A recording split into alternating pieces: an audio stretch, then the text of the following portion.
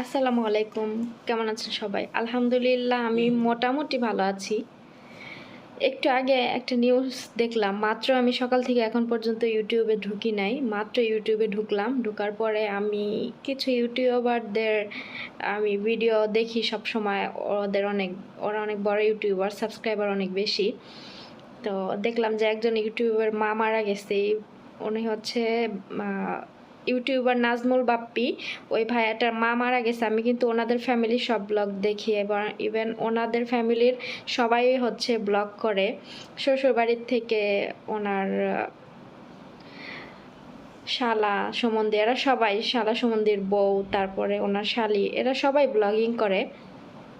ওনার ব্লগে আমি ওনার মাকে দেখি। ওনার মার কথাবার্তা, আচরণ, কাজ সব কিছুই অনেক আমার কাছে ভালো লাগে।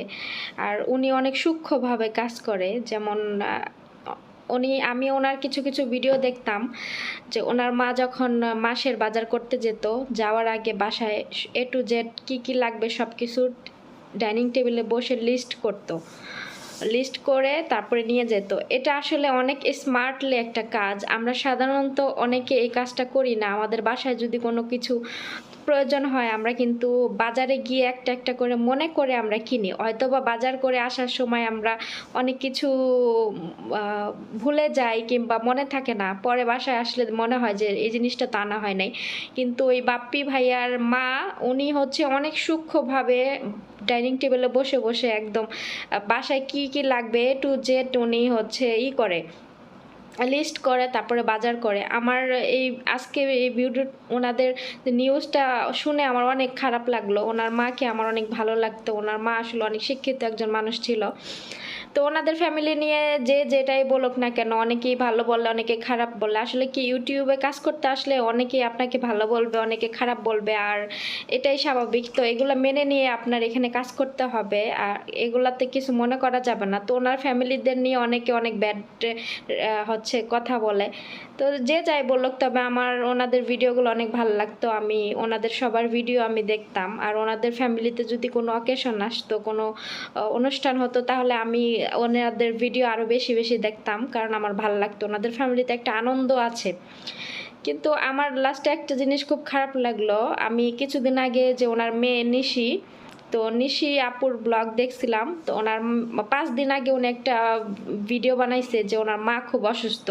উনি কিন্তু কিছুদিন আগে 1-2 মাস আগে মনে হয় বাংলাদেশ থেকে এসে ঘুরে গেছে। তো উনি একটা ভিডিও পোস্ট করছে যে রেখে আসলাম ভালো মানুষ, এখন অসুস্থ। তার মানে উনি অসুস্থ। আর ওনার যে ছেলে বাপ্পি ভাইয়া, উনি চলে গেছে শ্বশুর বাড়িতে। উনি কিন্তু এখন শ্বশুর বাড়িতে ছিল। শ্বশুর বাড়ির থেকে উনি নিউজটা পাইছে রাত 12:30টার দিকে ওনার মা মারা গেছে। উনি কিন্তু ওনার মাকে কাছে পায় নাই। তো ওনার মা কিন্তু আগের থেকে অসুস্থ ছিল। আমার মনে হয় যে ওনার মাকে এভাবে অসুস্থ রেখে ওনার বাসার বাইরে বের হওয়াটা ঠিক হয় নাই। হ্যাঁ, ওই তিশা বা আপুর হচ্ছে ফ্যামিলিতে একটা অনুষ্ঠান, ওনার বড় ভাইয়ের বেবি হয়েছে, ওই বাচ্চাটার অনুষ্ঠান। তো ওই বাচ্চাটা আর যে আকিকা করবে সেটা নিয়ে একটা ছোটোখাটো অনুষ্ঠান করবে মনে হয়, এই জন্যই তারা গেছে। তবে আমার মনে হয় যে বাপ্পি ভাইয়া না আসলেও হয়তো বাসায় একজন থাকতো। আর সব অনুষ্ঠানে যে সবাইকে থাকতে হবে এমন কোনো কথা নাই। সিচুয়েশন বুঝে মানুষকে সামনে আগাতে হয়। তো এই সময় মাকে অসুস্থ বাসায় একা রেখে বাপ্পি ভাইয়াকে আমার মনে হয় বাসায় থেকে বের হওয়া আমার একদমই উচিত হয় নাই। ওইখানে তান ছিল, তান ও দাদির সাথে ছিল। ও ছোট ছেলে, ও কি করবে? তো এত রাতে মারা গেছে, উনি কারোর সাথে কোনো কিছু বলে যাইতে পারলো না, কাউকে কিছু। ওনার আছে না শেষ সময় অনেকে অনেক কথা বলে যায়, এগুলা কিছু পারলো না। আসলে আমার এই নিউজটা দেখে অনেক খারাপ লাগলো। তো আসলে এখন তো সবাই রোস্টিং করবো, ওনাদের ফ্যামিলি নিয়ে এমনি অনেক রোস্টিং হয়। আর অলরেডি রোস্টিং করা শুরু করে দিছে যে ওনার মাকে এভাবে অসুস্থ রেখে কিভাবে ওনারা পারলো ঘুরতে যাইতে। শেষ সময় মা ছেলেকে কাছে পেল না। একটা ছেলে একটা মেয়ে ওনার। তো ওই আন্টির একটা ছেলে একটা মেয়ে।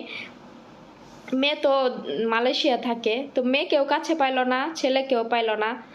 তো আসলে এরকম মৃত্যু মানুষের মেনে নেওয়া যায় না। তবে হায়াত মওত সব আল্লাহর কাছে। আমরা সবাই দোয়া করব যাতে উনি আল্লাহ ওনাকে বেহেশত নসিব করে। অনেক ভালো মানুষ ছিল। আমি ভিডিওতে যতটুকু দেখতাম উনি অনেক ভালো মানুষ ছিল। ইভেন অনেকে